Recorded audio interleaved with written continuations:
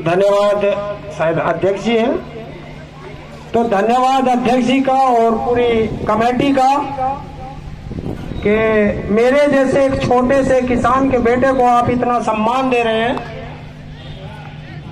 और धन्यवाद है आप सबका कि जो अपने अधिकारों के लिए लड़ना सीख गए। और सबसे बड़ा धन्यवाद है इस मातृ शक्ति को, क्योंकि इनको 3 काम करने पड़ते हैं।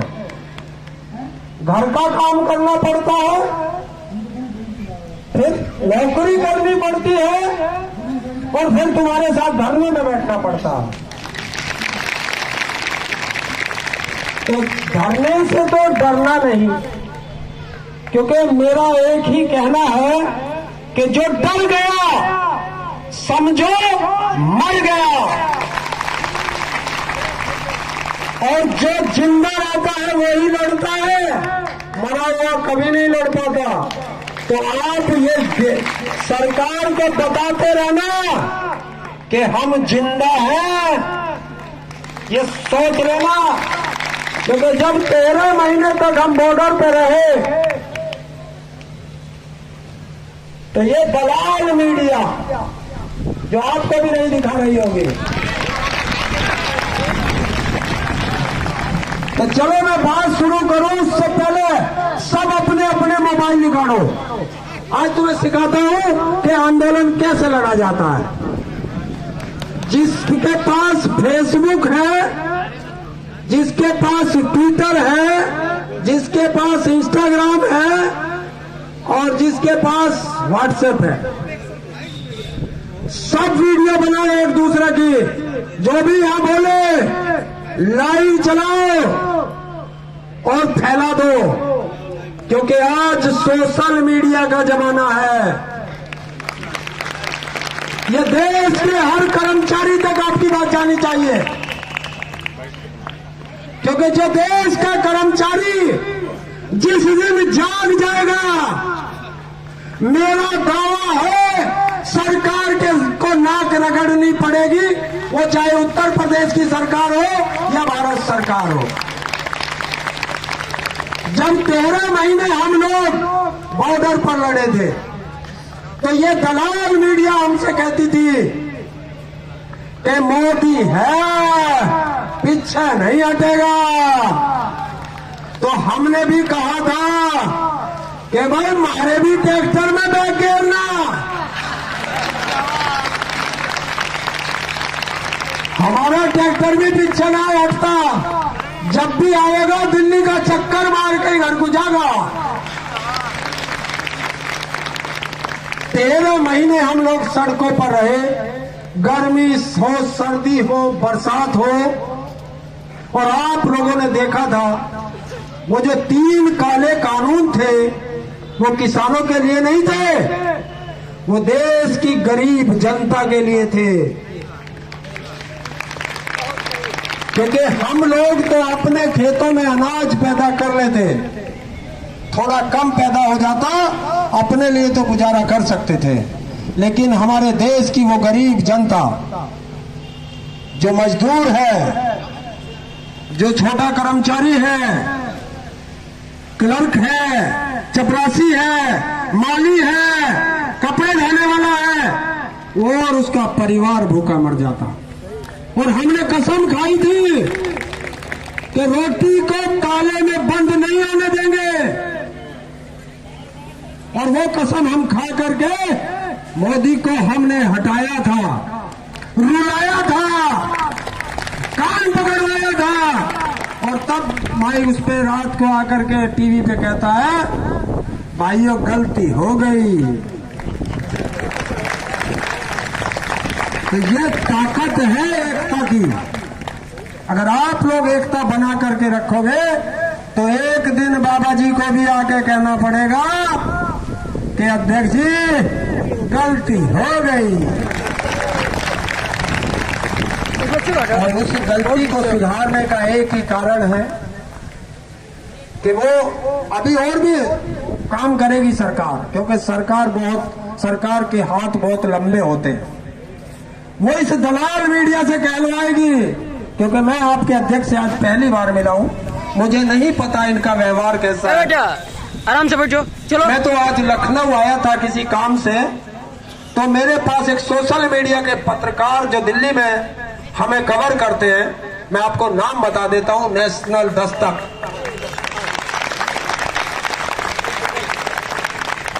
शंभू के एक कैमरामैन का मेरे पास फोन आया कि ताऊ जी लखनऊ में हो। मैं कहा ताऊ जी इको गार्डन जरूर जाना। और मुझे उन्होंने 2 नाम बताए थे, अभी मुझे दूसरे भी ढूंढने पड़ेंगे। एक तो उन्होंने बताया था कि कर्मचारियों का धरना चल रहा है जो पार्कों में थे, वो आप हैं। और एक बताया था 69,000 शिक्षक भर्ती का गेट पे। चलिए मैं उनसे भी मिलके जाऊंगा। और आप हिम्मत ना हारना, सबसे बड़ी बात है, जिस दिन आप हिम्मत हार जाओगे आप ये आंदोलन हार जाओगे। मुझे अभी बताया आपके साथियों ने कि कुछ कर्मचारियों को सस्पेंड कर दिया गया, कुछ का ट्रांसफर दूर दूर कर दिया गया और कुछ के खिलाफ FIR भी दर्ज कराई गई आपके खिलाफ। चलो इनके तो होने दो भाई, नेता बनोगे तो जुर्म तो सहोगे ही थोड़े से।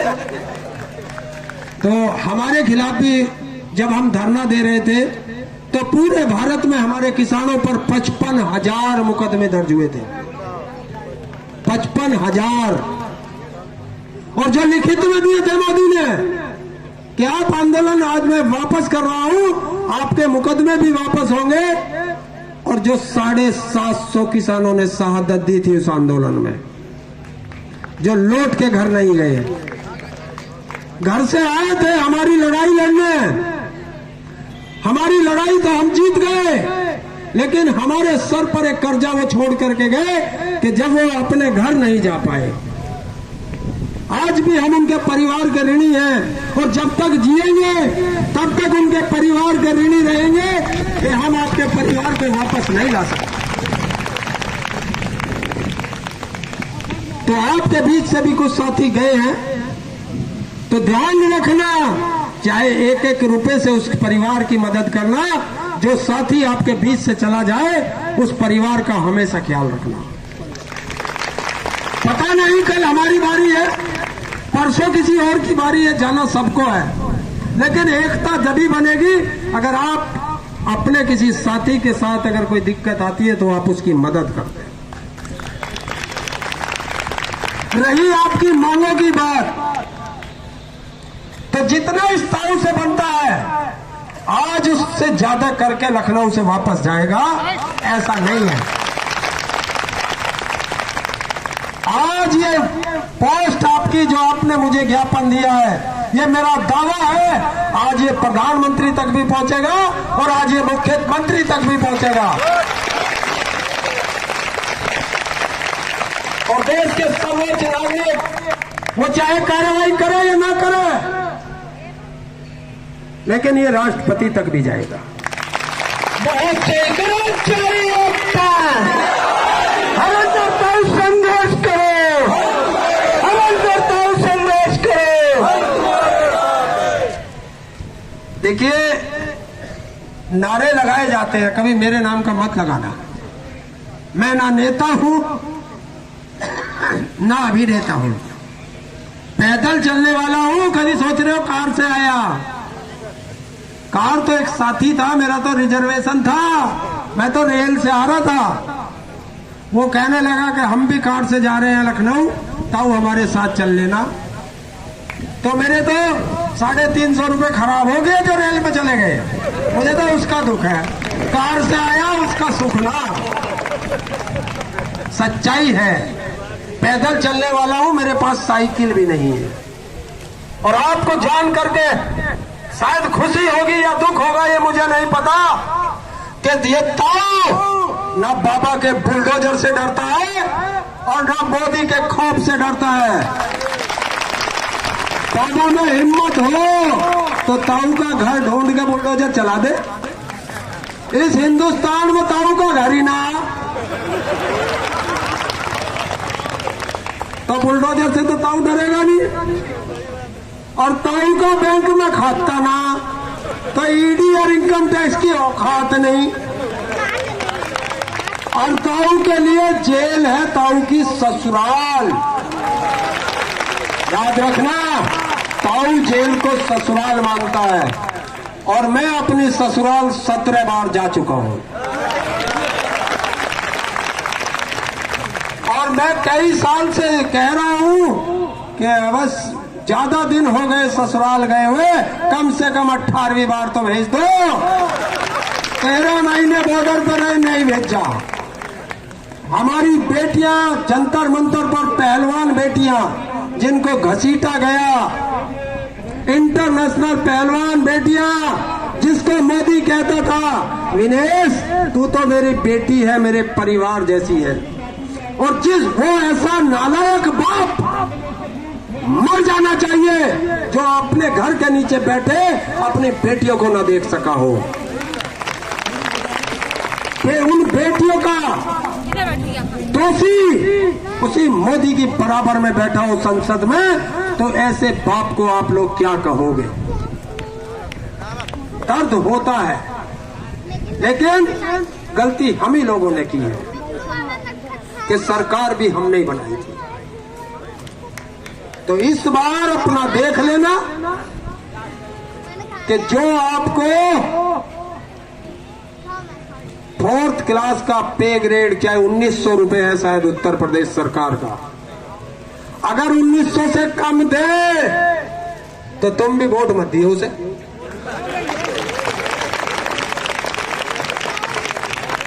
जो आपको और आपके बच्चों को चिकित्सा सुविधा न दे तो वोट मत दियो उसे। जो विधायक सांसद तुम्हारे घर आए वोट मांगने, गेट तो खोलना जरूर, पानी भी मत पिला देना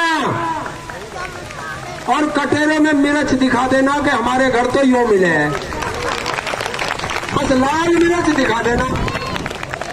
और ये महिला शक्ति को जरूर करना। अरे बेलन है ना घर में, है?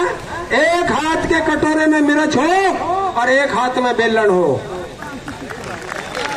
याद रख लेना। हंसने वाली बात नहीं है, क्योंकि हमारे यहाँ जो आवे ना, तो हम तो किसान हैं, तो हमारे तो सांटा मिला है। सांटा तुम लोग जानते नहीं होगे। सांटा हो एक डंडा हो और उसमें 3 लड़ी हो चाम की, जिससे हम बैल हाँकते हैं, झोटा हाँकते हैं। तो ये जो संसद में और विधानसभा में बैठे हैं, जो तुम्हारी वोट लेकर के बैठे हैं, ये उसी से हाँकने पड़ेंगे, या ध्यान रखना। क्योंकि ये 5 साल में आएंगे तुम्हारे यहाँ और हम ये कर देंगे और हम वो कर देंगे, और किसी के घर 500 रुपए पहुंचेंगे, किसी के यहाँ साड़ी पहुंचेगी। मने मैं किसी को नहीं करता, ले सबसे लियो, इनके बाप का पैसा ना हो, तुम्हारे टैक्स का पैसा। जो नेता तुम्हें कुछ दे ले लेना, पर वोट मत देना, ये ध्यान रखना, क्योंकि वो पैसा आपका है। और जिस तरीके से वोट लेकर के आपको यहाँ सड़कों पे बैठाया है, उसी तरीके से जो वो दे उसे लेकर के और उसे भी सड़कों पे कर दो। विधानसभा में क्या जरूरत है उसकी? जब तक आप लोग ऐसा नहीं करोगे, आप लोग भी और हम भी यही सड़कों पर रहेंगे। तो इस सड़कों से अपने घरों जाने के लिए बस यही एक आपका वोट का अधिकार है। उस दिन मत बिक जाना और अपने आस पड़ोस के सब लोगों से कहना कि जो मिल रहा है ले लो, पैसे वोट मत दियो। फिर देखना अगले चुनाव में मैं बाबा जी भी तुम्हारे गेट पे खड़ा मिलेगा। जो दुख हुआ अभी हाल अंबेडकर पार्क में एक आज तक चैनल की डिबेट में हम लोग बैठे थे, भारतीय जनता पार्टी के भी कई नेतागण थे, हम लोग भी डिबेट में थे। तो वहाँ आपके ही कर्मचारी विभाग से कुछ महिलाएं हम लोगों के पास आई, बताया कि ये समस्याएं हो रही हैं और बताया कि जो भिन्न भिन्न समस्याएं हैं। तो हमने कहा भाई सरकार से हम लोग मांग कर सकते हैं और हमारा जो कार्य है तो हम उस कार्य को पूर्ण करेंगे और धरना स्थल पर पहुंचेंगे। तो अभी हमारी जी न्यूज़ से भी डिबेट है और अन्य चैनल से भी जो है डिबेट होनी है, हम आपकी बात को रखेंगे। और आप लोग पहली बात तो मैं आपको बता दूंगा कि आप लोग आज से ही बिल्कुल निश्चिंत हो जाएं, इस 100 सुनार की एक लोहार की। ये धरना चल रहा है 53 दिन हुए हैं शायद, हाँ 53 दिनों से आप सभी लोग यहाँ संघर्ष कर रहे हैं और आपकी बात उत्तर प्रदेश के माननीय मुख्यमंत्री जी के कानों में नहीं पहुंची शायद। तो आपकी जो समस्याएं हैं, मैं आपसे वादा करता हूं कि सारी समस्याओं का तो हल नहीं हो सकता। 1 वीक में, 1 सप्ताह में का मैं आपको टाइम देता हूं। 1 सप्ताह में आपकी समस्याओं का समाधान कराने की जिम्मेदारी मैं लेता हूं। अगर नहीं होंगी तो किसान सरकार के हमारे लाखों कार्यकर्ता यहाँ धरना स्थल पर इको गार्डन में आके बैठेंगे और मैं खुद बैठूंगा 8 तारीख से 8वें दिन। और मैं पत्राचार के माध्यम से, मीडिया चैनल के माध्यम से और जो अधिकारी हैं आपके संबंधित अधिकारी और हमारे जो मुख्यमंत्री जी हैं, आपके भी मुख्यमंत्री जी हैं, हम लोग मांग रखेंगे भाई हमारे भाई लोग, माताएं बहनें परेशान हैं। 53 दिन हो गए हैं, भूखे प्यासे यहाँ बैठे हैं। कोई बहनें ऐसी हैं जिन्होंने खाना नहीं बनाया, यहाँ लंगर बना के उसी से अपना जो है सब भरण पोषण कर रहे हैं, क्योंकि हम लोग भी धरने में बैठे हैं और बड़ा संघर्ष किया है यहाँ तक आने में। और आप सभी के आशीर्वाद से हम लोगों ने कम उम्र में एक बड़ा मुकाम हासिल किया। और किसान सरकार का गठन है हम लोगों ने 4 साल पहले किया और किसानों की समस्याएं, मजदूरों की समस्याएं, गरीबों की, आप कर्मचारियों की या जो अन्य समस्याएं होती हैं उनके लिए हम लोग सरकार से संवाद करते हैं, वार्ता करते हैं और उनकी समस्याओं का समाधान कराते हैं। और देखिए ऐसा होता है, कभी कभार होता है कि हम लोगों को ईश्वर से भी भरोसा उठ जाता है। भाई हम लोग ऐसा नहीं, हर व्यक्ति अपने अपने ईश्वर से जुड़ा हुआ है, हर धर्म के अनुयायी यहाँ बैठे हुए हैं, तो हर व्यक्ति किसी न किसी धर्म से जुड़ा है। तो कभी लोग कहते हैं क्या भगवान है नहीं दुनिया में क्या? तो आज अकस्मात मुझे वहां डिबेट में पहुंचना हुआ और एक महिला जो थी वहां आपके जो है कर्मचारी विभाग से, तो उनका दर्द मुझे देखा नहीं गया, तो आज हम लोग यहाँ तक चल के आए हैं। और मैं पूर्णतः विश्वास दिलाता हूँ और आप जो है ईश्वर पर भी भरोसा रखें और अपने आप पर भी कॉन्फिडेंस रखें। आपकी ताकत, हमारी ताकत और उस परमात्मा की ताकत, तीनों ताकतें जब मिलेंगी तो आपको जो न्याय मिलेगा, अन्याय नहीं होगा आपके साथ। मैं पूर्णतः वादा करता हूँ और आपको विश्वास दिलाता हूँ। और आप अपने आप को कमजोर मत समझें। और जितने भी कर्मचारी बंधु बैठे हैं और यहाँ खड़े हुए हैं, तो मैं सरकार तो हूँ नहीं कि कलम चलाऊंगा आपको जो समाधान कर दूंगा, लेकिन मैं आपसे वादा करता हूं कि आपकी समस्याओं का समाधान 100 में 100% से 1 सप्ताह में कराऊंगा।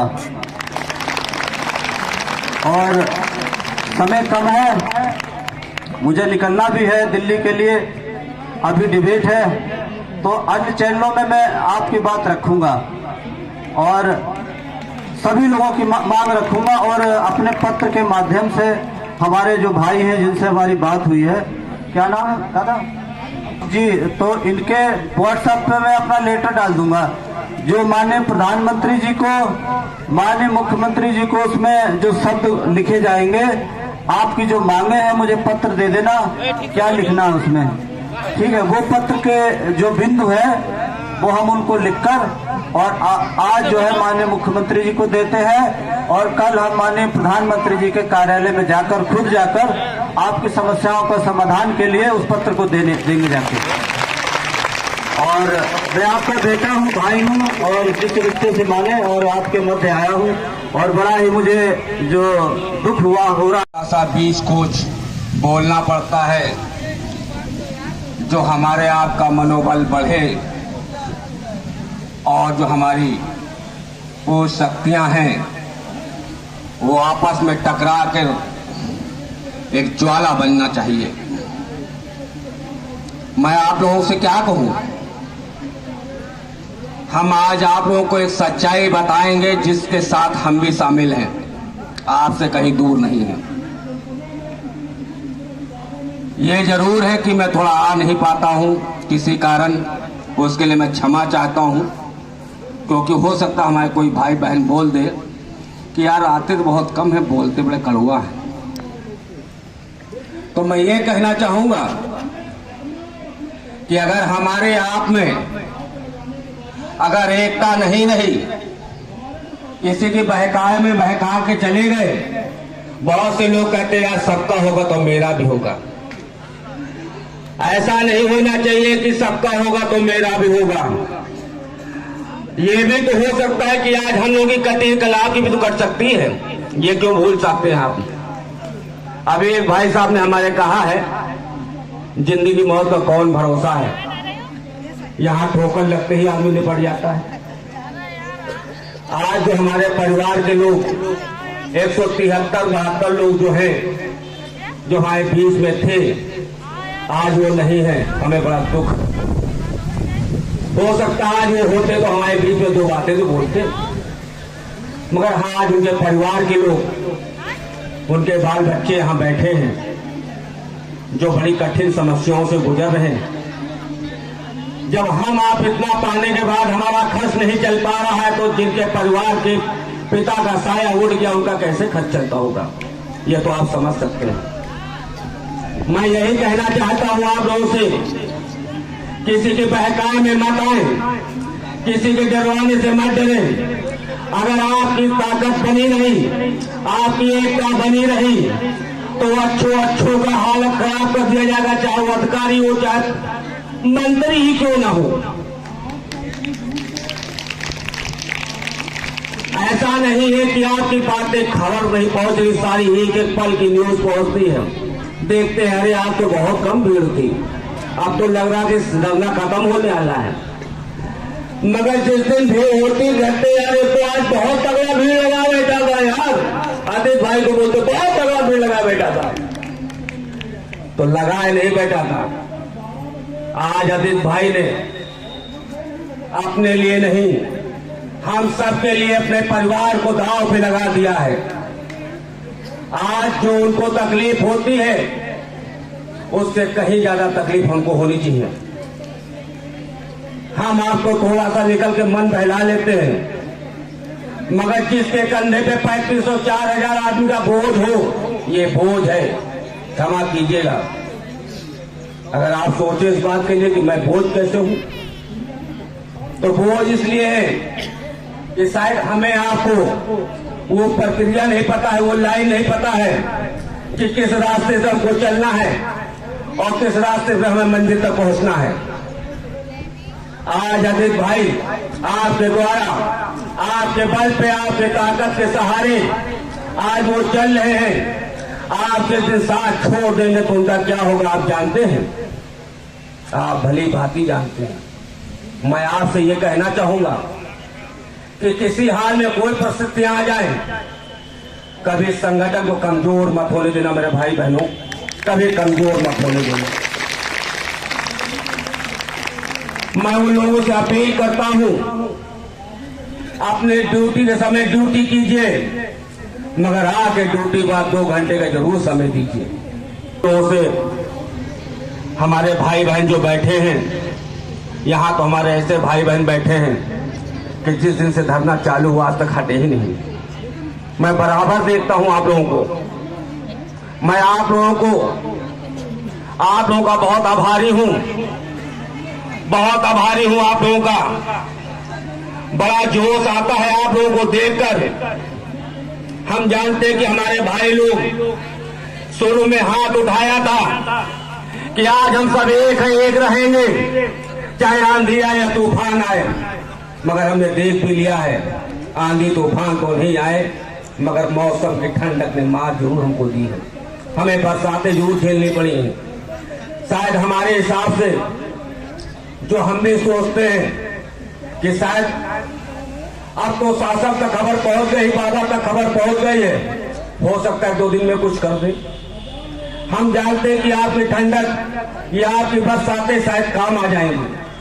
हमें भी विश्वास है जब आप कंधे से कंधा जोड़कर हमेशा किसी को पीछे मुड़ के ना देखें और जिधर कहें उधर चलते रहिए।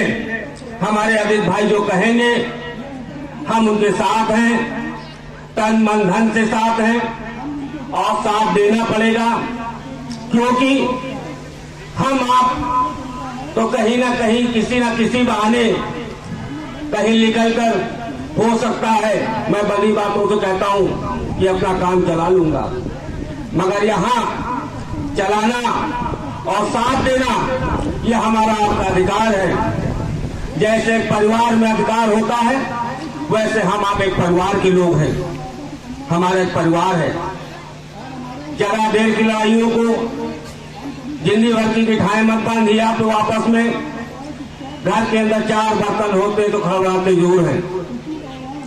मैं कहीं दूसरी दिशाओं पे नहीं जा रहा हूं, कभी कभी हो जाती छोटी छोटी तन मन बातें हो जाती है, वहां तुम जाओ मैं नहीं जाऊंगा, हमारा जाओ नहीं जाऊंगा, तो कभी भाई कहता कैसे नहीं जाओगे।